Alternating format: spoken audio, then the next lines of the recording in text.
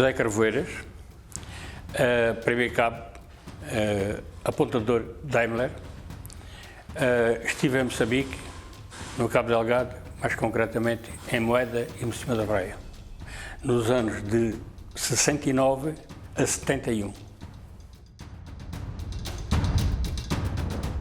Fiz a escola nos Coitos e andei à escola primária na Carocha, na Quinta da Carocha. Aquilo que se sabia era aquilo que o Salazar queria que soubesse. Ou seja, havia um bando de bandidos pretos que queriam tomar conta das nossas colónias. Isto era a imagem que se passou e sempre nós temos de defendê-las, custe o que custar. Aquilo é nosso, não é deles. Quando aquilo era deles, era nosso. Mas pronto. E nós, eu fui crescendo, portanto, quando aquilo começou eu tinha 15 anos e eu e toda a malta da minha mocidade e fomos sempre na esperança de que, quando chegar a nossa vez, aquilo já tem acabado. E o que é certo é que cada vez se agravava mais. Portanto, eu estava na Secretaria Regimental em Cavalaria 7 e fazia as ordens de serviço. E ao fazer a ordem de serviço, o teclado, vejo que lá está o meu nome para ir para Moçambique. Não vi mais nada, não fiquei a saber na altura quem era, que ia e quem não ia. Fomos todos. Os do meu tempo fomos todos. Foi uma reação. Não era que nós não tivéssemos já, e nessa altura tinha quase 17 meses de tropa. Portanto, não era uma coisa que eu começava a vislumbrar a hipótese de chegar aos 18 meses e já não ir.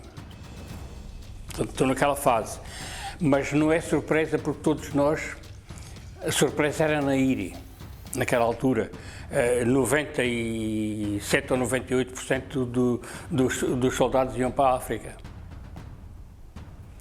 É evidente que aquilo depois, conforme a província e conforme a situação, havia zonas perigosas, chamadas as zonas de 100%, ou as zonas de 75% ou de 50%. 50% era, por exemplo, no caso de Moçambique, era a gente ficar em Lourenço Marques ou na Beira, né? Cidade, comendo e dormindo e tal, guardando as casas dos seus oficiais, sem fazer nada. Os 100% era ir, como eu fui, para o Cabo Delgado, que era a zona mais aguerrida em termos de guerra, mais ativa. Era raro o dia que eu, por exemplo, que fazia a segurança do aeroporto, era raro o dia que não chegava um avião com 2 ou 3 mutilados, né? Pessoal que andava no mato, que andava nas picadas. Posso lhe dar só um exemplo de entre Moeda e Mocima da Praia, que era onde nós íamos buscar os abastecimentos, eram 104 km. E a primeira vez que fiz esse caminho, quando lá cheguei, demorámos 6 horas e pico a fazer esses 104 km. A última vez que fiz, demorei 9 dias. Isto dá-lhe uma ideia do que era aquilo. Tínhamos dias de andar 2, 3 quilómetros. Pronto, nós quando chegámos desembarcámos em Lourenço Marques. Lourenço Marques está, ainda hoje, a 3.200 quilómetros do Cabo Delgado. Portanto, para Lourenço Marques nem se falava na guerra. Houve uma senhora que se dirigiu a mim, um grupo que estávamos ali, a perguntar se eu sabia se em Moeda havia guerra. Isto ao fim de haver guerra lá já há 7 ou 8 anos. Parece impossível, no mesmo país, que estava muito longe, a guerra estava muito longe, e as pessoas que estavam cá em baixo não sabiam. E a preocupação daquela senhora era que o filho ia lá para cima, e ela queria saber se lá havia guerra. quando era o pior sítio do primeiro ou último dia de guerra. Ninguém queria ir para Moeda. Chamava-se aqui terra de guerra, que morre-se, trabalha-se e luta-se. Nós, quando íamos no barco daqui, ainda muitos de nós, aqueles menos, digamos que, menos informados, pá, vamos fazer aquilo, tal, aquilo é nosso e tal, aquilo há 400 anos que é nosso e tal, e não sei o que mais. E agora aqueles bandidos que estão ali, aqueles pretos manhosos e tal. Bom, e um gajo chega lá, como eu cheguei, e eu, para mim a impressão que tem, não em Lourenço Marques, onde nós, não da Meira, também parámos lá e tal, não, nada disso. Quando nós chegámos lá ao terreno,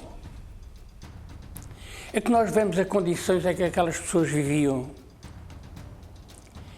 E nós até nos chegámos a perguntar porque é que esta gente não se revoltou mais cedo, com estas condições. E realmente, pronto, foi preciso aparecer um Mondlane para aglutinar aquelas forças todas e arrancar, porque nós sentimos plenamente, nós tivemos 400 anos em África, 500 anos, não conseguimos ensinar os pretos a falar português. Eles não sabiam falar português. Eu tinha um rapazinho que me tratava da roupa, que eu pagava para tratar, chamávamos nós lá os mainatos, e eu quis trazê-lo, quis que ele viesse para Portugal comigo, na altura que... E ele disse, não, aqui é que é a minha terra, eu não saio daqui. Que é pá, mas tu já viste, pá, como é que condições tens tu para tratar dos teus filhos, pá, e tal. No meu caso, eu pagava-lhe a roupa que ele me lavava, um X lá, já não me recordo quanto é que era, se era 20 escudos por semana, era uma coisa assim. Também não era muito, que eu ganhava pouco. Mas, por exemplo, aquilo que sobrava do rancho, ia tudo para ele. Ia para ele dar de comer aos filhos, e não sei mais. Aquelas pessoas viviam numa pobreza extrema. Extrema. No entanto, eu senti muitas vezes isso, digo assim, isto não é meu, pá.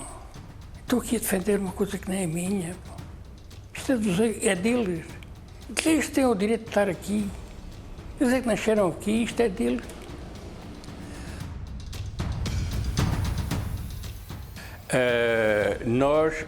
Portanto, medo havia sempre.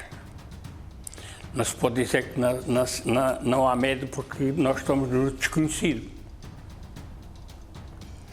E depois havia uma coisa na nossa tropa, é que todos os velhos, entre aspas, que já achavam que os mais antigos, já estavam há mais tempo, eram todos heróis. E nós é que éramos os checas que não percebíamos nada daquilo e tínhamos medo. Porque havia isto também dentro da nossa tropa. Eram os mais velhos, que eles já tinham mais tempo de lá estarem, que nos incutiam, em vez de nos dizerem o que é que aquilo era, incutiam-nos ainda mais medo. Nós tínhamos medo da sombra. Eu lembro-me, o primeiro serviço que eu fiz, em guarda à casa onde nós estávamos a viver, e às tantas começamos a ouvir tal.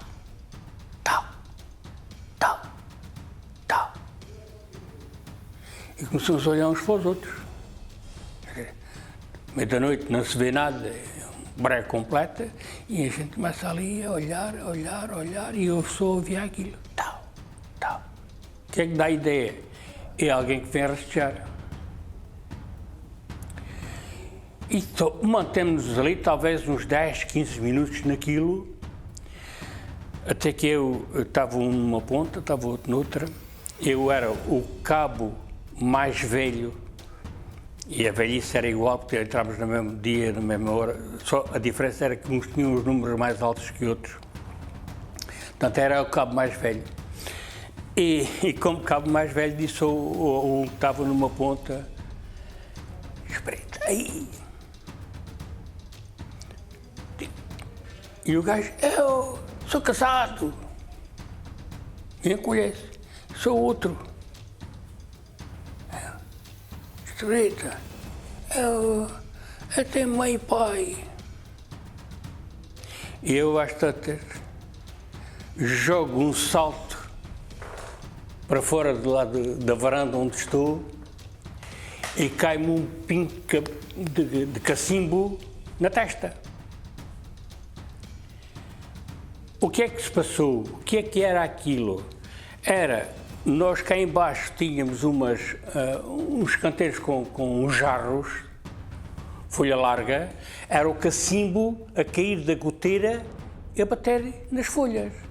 Ora, para nós tudo o que era o ruído era estranho, porque não era conhecíamos. Quer dizer, que depois nesta noite fizemos uma festa. Mas primeiro, cortámos-las, mas as cortámos bem. É que cheguei à Moeda e chegámos a ser 18 moços aqui de Beja. Pela positiva, é essa.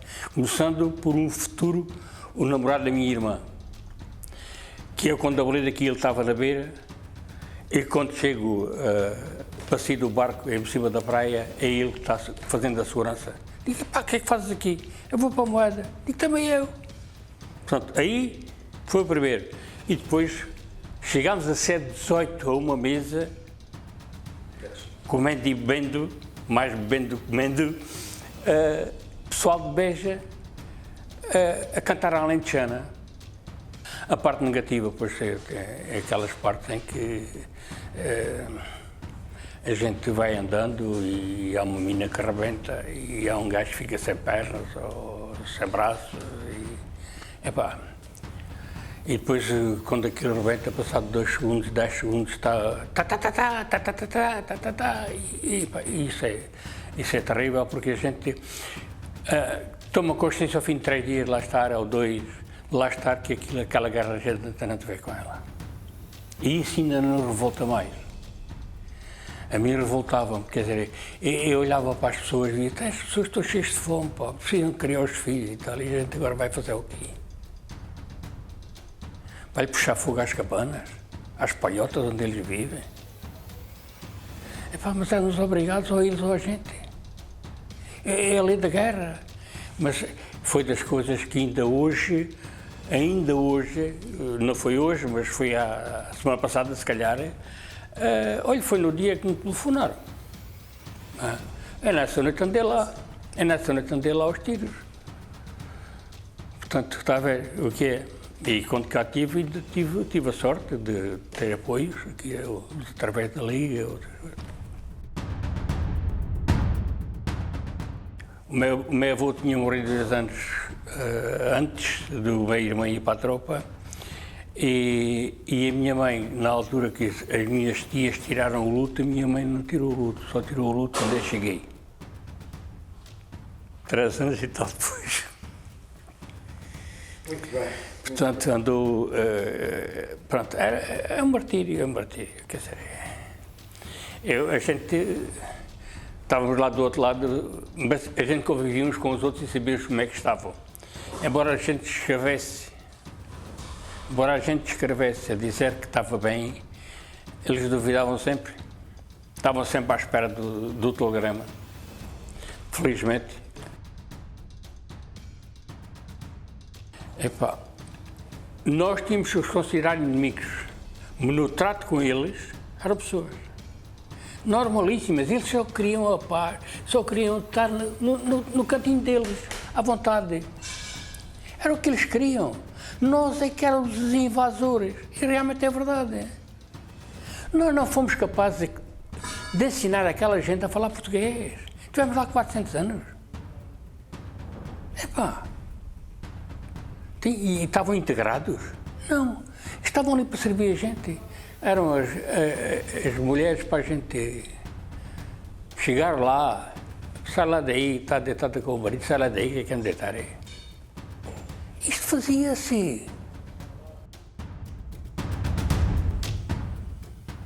Epá, foi uma alegria enorme. Sentámos a contar os dias. soubemos que vínhamos no Niassa. Havia a malta que falávamos com os outros e tal, que o Niassa era aquele que nos ia levar. Quando o Niassa, a partir de Lisboa, já nós tínhamos acabado a comissão. Nós acabámos a comissão em abril e só viemos em junho. Chamava-se aquilo lá o mata-bicho. E era a pior altura essa? Era. Era a pior altura porque nós sentíamos que já tínhamos feito a nossa parte. Já tínhamos estado lá os 2 anos que a lei obrigava. Mas o risco estava lá. E no dia seguinte ninguém dizia que a gente não levasse um balásio ou pisar uma mina ou qualquer coisa dessas, né? Portanto, até a gente chegar ao barco, nós íamos assim. Só começávamos a descansar quando o barco saiu de Lourenço Marques. Vidas perdidas, inutilmente, amigos, uns que a gente já levava, infelizmente os que levei trouxe-os, e já dava valor à paz, mas sem dúvidas nenhumas. E quando saí em Calvaria 6, quando fui entregar a roupa em Calvaria 6 do Porto, fiz uma jura lá à porta do quartel. Se algum dia chegar a ter um filho, por minha vontade, ele não vem aqui. Ele não pisa um quartel. Felizmente, a guerra passou, a tropa passou e o meu filho não precisou de ir à guerra.